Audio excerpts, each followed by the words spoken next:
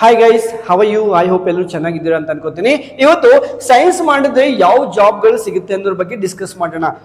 Science ಮೇಲೆ unlimited jobs opportunity ಸಿಗುತ್ತೆ. ಆದ್ರೆ ಕೆಲವೊಂದು ಇಂಪಾರ್ಟೆಂಟ್ ಜಾಬ್ಗಳಂದ್ರೆ ಯಾವ್ದು ಸ್ಯಾಲರಿ ಚೆನ್ನಾಗಿರುತ್ತೆ, ಒಳ್ಳೆ ಫ್ಯೂಚರ್ ಆಗಿರುತ್ತೆ, ಯಾವ್ದು ಇಮೇಜ್ ಜಾಸ್ತಿ ಚೆನ್ನಾಗಿದೆ ಅಂತ ಒಂದು ಜಾಬ್ಗಳ ಬಗ್ಗೆ ಮಾತಾಡೋಣ. ಓಕೆ, ತುಂಬಾ ಸಲ ಡೌಟ್ ಬಂದ್ಬಿಡುತ್ತೆ, ನಾನು ಈ ಪರ್ಟಿಕ್ಯುಲರ್ ಜಾಬ್ ಮಾಡಬೇಕು ಅಂದ್ರೆ ನನ್ಗೆ ಏನ್ ಕ್ವಾಲಿಫಿಕೇಶನ್ ಬೇಕು, ಸೈನ್ಸ್ ಮಾಡಿದ್ರೆ ಜಾಬ್ ಸಿಗುತ್ತಾ ಅಥವಾ ಆರ್ಟ್ಸ್ ಮಾಡಿದ್ರೆ ಸಿಗುತ್ತಾ, ಕಾಮರ್ಸ್ ಮಾಡಿದ್ರೆ ಸಿಗುತ್ತಾ ಅನ್ನೋ ಒಂದು ಡೌಟ್ಗಳು ಬಂದ್ಬಿಡುತ್ತೆ. ಸೊ ಸ್ವಲ್ಪ ಕ್ಲಾರಿಫಿಕೇಶನ್ ತಗೊಂಡ್ಬಿಡೋಣ. ಇದು ಇನ್ನೂ ತುಂಬಾ ಜಾಬ್ಗಳಿವೆ. ಇವತ್ತು ಸ್ವಲ್ಪ ಮೇನ್ ಯಾವ್ಯಾವ ಅದ್ರ ಬಗ್ಗೆ ಮಾತ್ರ ಮಾತಾಡೋಣ. Okay, sorry, jobs and science. Okay, ಮುಂಚೆ ಎಲ್ಲಿ ಗೊತ್ತಿದೆ, PUC ಮಾಡ್ತೀರಾ, ನೀಟ್ ಎಕ್ಸಾಮ್ ಕೊಡ್ತೀರಾ, ಪಾಸ್ ಆದ್ರೆ ನಿಮಗೆ MBBS ಸೀಟ್ ಹತ್ತುತ್ತೆ. ಓಕೆ, ಸೀಟ್ ಹತ್ತಿದ್ರೆ ನೀವು ಡಾಕ್ಟರ್ ಆಗ್ಬೋದು. ಡಾಕ್ಟರ್ ಆಗ್ಬೇಕಂದ್ರೆ ನೀವು ಸೆಕೆಂಡ್ ಇಯರ್ ಕಂಪ್ಲೀಟ್ ಮಾಡ್ಕೋಬೇಕು. ಓಕೆ, ನಂತರ ಏನು ನೀಟ್ ಎಕ್ಸಾಮ್ ಕೊಡಬೇಕು. ಕ್ಲಿಯರ್ ಆದ್ರೆ you will be eligible for MBBS post. Engineering ನಿಮ್ಗೆ ಒಳ್ಳೆ ಮಾರ್ಕ್ಸ್ ಬಂದ್ರೆ PUC ಒಳಗಡೆ ನೀವು ಇಂಜಿನಿಯರಿಂಗ್ ದೊಡ್ಡ ಸಾರಿ, ಸ್ವಲ್ಪ ಹೆಲ್ತ್ ಚೆನ್ನಾಗಿಲ್ಲ ಗೈಸ್. ಇಂಜಿನಿಯರಿಂಗ್ ಏನೋ ಮಾಡ್ಬೇಕಂದ್ರೆ ಲೈಕ್ IIT ಕಾಲೇಜ್ ಇದೆ. ಓಕೆ, ಟಾಪ್ ಕಾಲೇಜ್ಗಳಿವೆ. ಅಂತ ಕಾಲೇಜ್ಗಳು ಕೂಡ ನೀವು ಅಡ್ಮಿಷನ್ ತಗೋಬಹುದು. ಅಥವಾ ನಾರ್ಮಲಿ ಇಂಜಿನಿಯರ್ ಮಾಡಿಬಿಟ್ಟು ನೀವು ಒಳ್ಳೆ ಜಾಬ್ಗಳಿದೆ, ಒಳ್ಳೆ ಸ್ಯಾಲರಿ ಕೂಡ ಸಿಗುತ್ತೆ, ಅದು ಕೂಡ ನೀವು ಮಾಡ್ಕೋಬಹುದು PUC ಮೇಲೆ. ಪೈಲಟ್ ನೆನ್ಪಿಟ್ಕೊಳ್ಳಿ, ಪೈಲಟ್ ಜಾಬ್ ತುಂಬಾ ಟಫ್ ಇದೆ. ತುಂಬಾ ಜನಗಳಿಗೆ ಏನ್ ಮಾಡ್ತಾರೆ, ನಾನು ಜಾಬ್ ಕೊಡಿಸ್ತೀನಿ, ಟ್ರೈನಿಂಗ್ ಕೊಡ್ತೀವಿ ಬನ್ನಿ ಅಂತ ಬಿಟ್ಟು ಲಕ್ಷಗಟ್ಟಲೆ ಫೀಸ್ ಅನ್ನ ತಗೊಂಡ್ಬಿಟ್ಟು ಟೋಪಿ ಹಾಕ್ತಾರೆ. ಹೋಗಕ್ ಹೋಗಬೇಡಿ, ತುಂಬಾ ಟಫ್ ಇದೆ. ಓಕೆ, ತುಂಬಾ ರೇರ್ ಕೇಸು, ತುಂಬಾ ಕಡಿಮೆ ಜನರಿಗೆ ಸಿಗುತ್ತೆ. ಇದ್ರ ಬಗ್ಗೆ ಹೋಗಕ್ ಹೋಗಬೇಡಿ. ಒಂದ್ರೆ ನಿಮ್ ಡ್ರೀಮ್ ಇದೇನೆ, ಟ್ರೈ ಮಾಡಿ, ಬೇಡ ಅಂತ ಹೇಳಲ್ಲ, but be careful about it. Okay, AI ನಿಮ್ಗೆ ಗೊತ್ತಿದೆ, ಆರ್ಟಿಫಿಷಿಯಲ್ ಇಂಟೆಲಿಜೆನ್ಸ್ ಬಗ್ಗೆ ನೀವು ಆಲ್ರೆಡಿ ಕೇಳ್ತಿದ್ರಿ. ಎಲ್ಲ ಕಡೆ ಇದ್ರ ಬಗ್ಗೆ ತುಂಬಾ ಚರ್ಚೆಯಲ್ಲಿದೆ. ಮುಂದೆ ಫ್ಯೂಚರ್ ಅಲ್ಲಿ ತುಂಬಾ ಡೆವಲಪ್ಮೆಂಟ್ ಆಗುತ್ತೆ.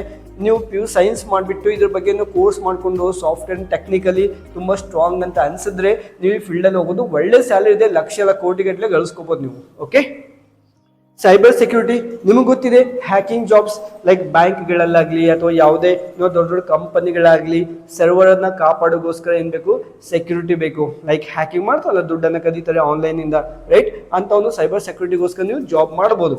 ಇದು ಕೋರ್ಸ್ ತುಂಬಾ ಚೆನ್ನಾಗಿದೆ. ಇದರಲ್ಲಿ ತುಂಬಾ ಅನ್ಲಿಮಿಟೆಡ್ ಇನ್ಕಮ್ ಇದೆ. ನೀವು ಸ್ವತಃ ಕೂಡ ಮಾಡಬಹುದು ಅಥವಾ ಯಾವ್ದು ಪರ್ಟಿಕ್ಯುಲರ್ ಕಂಪನಿ ಅಥವಾ ಗವರ್ನಮೆಂಟ್ ಜಾಬ್ ಕೂಡ ಮಾಡಬಹುದು. ಸಾಫ್ಟ್ವೇರ್ ಇಂಜಿನಿಯರ್ ಅಂತೂ ನಿಮ್ಗೆ ಗೊತ್ತೇ ಇದೆ, ಇದ್ರ ಬಗ್ಗೆ ಹೇಳಂತ ಅವಶ್ಯಕತೆ ಇಲ್ಲ. ಲ್ಯಾಬ್ ಟೆಕ್ನಿಷಿಯನ್ ನೀವು ಸೈನ್ಸ್ ಮಾಡಿ ಅಥವಾ BSc ಒಳಗಡೆ ಕೆಮಿಸ್ಟ್ರಿ ಒಳಗಡೆ ಮಾಡಿಬಿಟ್ಟು ಲ್ಯಾಬ್ ಒಳಗಡೆ ನೀವು ಲ್ಯಾಬ್ ಟೆಸ್ಟ್ ನಿಮ್ಗೆ ಗೊತ್ತಿದೆ, ಬ್ಲಡ್ ಅಲ್ಲಿ ಚೆಕ್ ಮಾಡ್ತಾರೆ ಎಲ್ಲ. ಇದ್ರ ಬಗ್ಗೆ ತುಂಬಾ ಒಳ್ಳೆ ಚಾನ್ಸ್ ಇದೆ.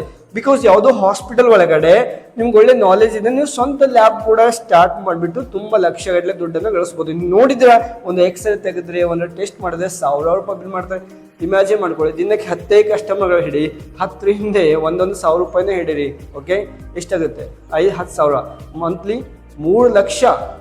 ಯಾವ ಸ್ಯಾಲರಿ? 10 ಬಿಡಿ, 5 ಜನ ಕಸ್ಟಮರ್ ಹಿಡಿ. ಓಕೆ, 10 ಜನ ಕಸ್ಟಮರ್ ₹500 ಹಿಡೀರಿ, ಎಷ್ಟಾಗುತ್ತೆ? ಲಕ್ಷಗಟ್ಟಲೆ ಗಳಿಸ್ಬೋದು ಮಂತ್ಲಿ. ಅಷ್ಟು ಒಳ್ಳೆ ಇನ್ಕಮ್ ಇದೆ. ಇದು ಆರ್ಮಿ, ಇದಂತೂ ಗೊತ್ತಿದೆ, ನೀವು ಜಾಯ್ನ್ ಆಗ್ಬೋದು. ಆರ್ಮಿ ಜಾಯ್ನ್ ಆಗ್ಬೋದು, ಗವರ್ನಮೆಂಟ್ ಜಾಬ್, ನ್ಯಾವಿ ಜಾಯ್ನ್ ಆಗ್ಬೋದು, NDA ನ್ಯಾಷನಲ್ ಡಿಫೆನ್ಸ್ ಜಾಯ್ನ್ ಆಗ್ಬೋದು, RBI ಗೊತ್ತಿದೆ, ಜಾಯ್ನ್ ಆಗ್ಬೋದು, DRDO ಓಕೆ ಜಾಯ್ನ್ ಆಗ್ಬೋದು. ಗವರ್ನಮೆಂಟ್ ಜಾಬ್, SBI ಬ್ಯಾಂಕ್, ನೀವು ಯಾವುದೇ ಬ್ಯಾಂಕ್ ಒಳಗಡೆ ಕೂಡ ಎಕ್ಸಾಮ್ ಕಾಂಪಿಟೇಟಿವ್, ನೀವು ಗವರ್ನಮೆಂಟ್ ಎಕ್ಸಾಮ್ ಕೊಡ್ಬೇಕಂದ್ರೆ ಸ್ವಲ್ಪ ಕಾಂಪಿಟೇಟಿವ್ ಎಕ್ಸಾಮ್ಗೆ ಪ್ರಿಪ್ರೇಷನ್ ಮಾಡ್ಕೋಬೇಕು. ಓಕೆ, ಪ್ರಿಪ್ರೇಷನ್ ಮಾಡ್ಕೊಂಡು ಈಸಿಯಾಗಿ ನೀವು ಬ್ಯಾಂಕ್ ಒಳಗಡೆ ಕೂಡ ಜಾಬ್ಗಳನ್ನ ಪಡ್ಕೋಬಹುದು. ನರ್ಸಿಂಗ್ ಇದೆ, ಹಾಸ್ಪಿಟಲ್ ಒಳಗಡೆ, OT ಆಪರೇಷನ್ ಡಿಪಾರ್ಟ್ಮೆಂಟ್ ಒಳಗಡೆ ಅಥವಾ ಬೇರೆ ಬೇರೆ ಡಿಪಾರ್ಟ್ಮೆಂಟ್ ಒಳಗಡೆ ಜನ ಒಳಗಡೆ ನರ್ಸಿಂಗ್ ಎಂಪ್ಲಾಯ್ಗಳು ಇರ್ತಾರಲ್ವಾ, ನೀವು ಅಂತ ಒಂದು ಜಾಬ್ಗಳಲ್ಲಿ ಮಾಡ್ಬೋದು. ಒಳ್ಳೆ ಸ್ಯಾಲರಿ ಸಿಗುತ್ತೆ ಅದ್ರ ಒಳಗಡೆ ಕೂಡ. ಆಮೇಲೆ UPSC ನೀವು ಇದೆ ಅಂತಲ್ಲ, ಯಾವುದೇ ಗವರ್ನಮೆಂಟ್ ಜಾಬ್ಗೆ ನೀವು ಅಪ್ಲೈ ಮಾಡಬಹುದು. ಹಂಗಲಕ್ಕೆ ನಾನು ಸೈನ್ಸ್ ಇದ್ದೀನಿ ಪ್ರೈವೇಟ್ ಅಂತಲ್ಲ, ಯಾವುದೇ ಗವರ್ನಮೆಂಟ್ ಜಾಬ್ಗೆ ಅಪ್ಲೈ ಮಾಡೋಂಥ ಎಲಿಜಿಬಿಲಿಟಿ ನಿಮ್ಮಲ್ಲಿ ಇರುತ್ತೆ.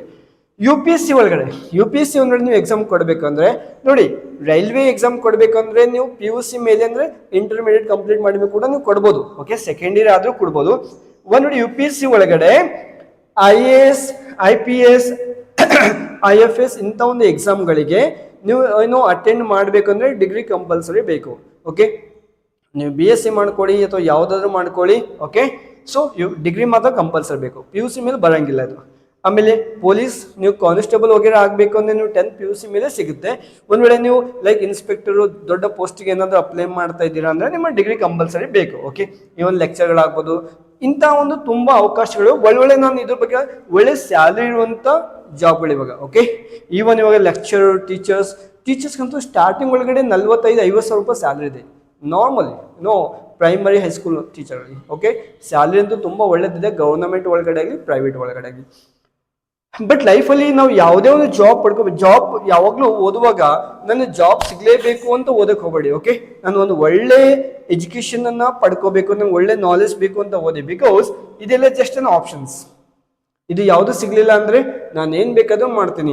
ನಾನು ಈಗ ಎಕ್ಸಾಂಪಲ್, ನಾನು ಸೈನ್ಸ್ ಸ್ಟೂಡೆಂಟ್ ಇದ್ದೀನಿ, ನಾನು ಚೆನ್ನಾಗಿ ಓದಿದ್ದೀನಿ, ಬಯಾಲಜಿ ತುಂಬಾ ಚೆನ್ನಾಗಿ ಬರ್ತದೆ, ನಾನು ಎಲ್ಲಿ ಬೇಕಾದ್ರೂ ಹೋಗ್ತೀನಿ, ನಾನು ಬಯಾಲಜಿ ಕಲಿಸ್ಬಿಟ್ಟು ನಾನು ಬದುಕ್ತೀನಿ. ನನಗೆ ಕಾಲೇಜಲ್ಲೇ ಜಾಬ್ ಬೇಕಂತಲ್ಲ, ನಾನು ಸ್ವಂತ ಕೋಚಿಂಗ್ ಒಂದು ಸ್ಕೂಲ್ ಟ್ಯೂಷನ್ ಓಪನ್ ಮಾಡಿಬಿಟ್ಟು ನಾನು ಆರಾಮಾಗಿ ದುಡ್ಡು ಗಳಿಸ್ಕೋಬಹುದು. ನೀನು ಏನ್ ಬೇಕಾದ್ರೂ ಮಾಡ್ಬೋದು.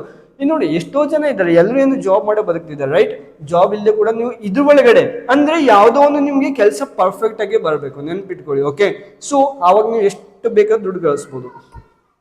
ಇದ್ರ ಬಗ್ಗೆ ಸ್ವಲ್ಪ ಡೌಟ್ ನಿಮಗೆ ಕ್ಲಿಯರ್ ಆಗಿದೆ ಅಂತ ಅನ್ಕೋತೀನಿ. ಇನ್ನು ಇದ್ರ ಬಗ್ಗೆ ಡೌಟ್ಸ್ ಏನಾದ್ರು ಇದ್ರೆ ಸೈನ್ಸ್ ಒಳಗಡೆ ಅಥವಾ ಬೇರೆ ಪರ್ಟಿಕ್ಯುಲರ್ ಆಗಿ ಲೈಕ್ ನಿಮ್ ಪೈಲಟ್ ಆಗೋದಿದೆ, ಸರ್ ನಾನು ಪೈಲಟ್ ಆಗ್ಬೇಕಾದ್ರೆ ನಾನು ಏನೇನು ಟ್ರೈನಿಂಗ್ ತಗೋಬೇಕು, ಯಾವ ರೀತಿ ಇದೆ, ಅಥವಾ ನಿಮ್ ಪರ್ಟಿಕ್ಯುಲರ್ ಯಾವ್ದ್ರ ಬಗ್ಗೆ ಡೌಟ್ ಇದೆ ಅಂದ್ರೆ ಅದ್ರ ಬಗ್ಗೆ ನಾನು ಸಹಾಯ ಮಾಡಿದೆ. ಓಕೆ, ಈ ನ್ಯಾವಿ ಬಗ್ಗೆ ಇದೆ. ನ್ಯಾವಿ ಅಂದ್ರೆ ನೀವು ದೊಡ್ಡ ದೊಡ್ಡ ಶಿಪ್ಗಳಲ್ಲಿ ಯುದ್ಧ ಮಾಡಕ್ ಹೋಗ್ತಾರಲ್ವ, ನೋಡ್ತಿರಲ್ಲ, ಅದ್ರ ಬಗ್ಗೆ ರಿಲೇಟೆಡ್ ಆಗಿ NDA ನ್ಯಾಷನಲ್ ಡಿಫೆನ್ಸ್ ಪೈಲಟ್ ಒಳಗಡೆ ಯೂಸ್ ಮಾಡ್ತಾರಲ್ವಾ, ಓಕೆ, ಅದ್ರ ಬಗ್ಗೆ ಆಗಿರ್ಬೋದು. ಸೊ ಇದ್ರಲ್ಲಿ ನಿಮ್ಗೆ ಏನಾದರೂ ಡೌಟ್ಸ್ ಇದ್ರೆ ಗೊತ್ತಾಗಿಲ್ಲ ಅಂದ್ರೆ ಕೇಳಿ ನಾನು ಹೇಳ್ತೀನಿ. ಓಕೆ, ಮತ್ತೆ ಸಿಗೋಣ. Thank you so much. ಜೈ ಹಿಂದ್.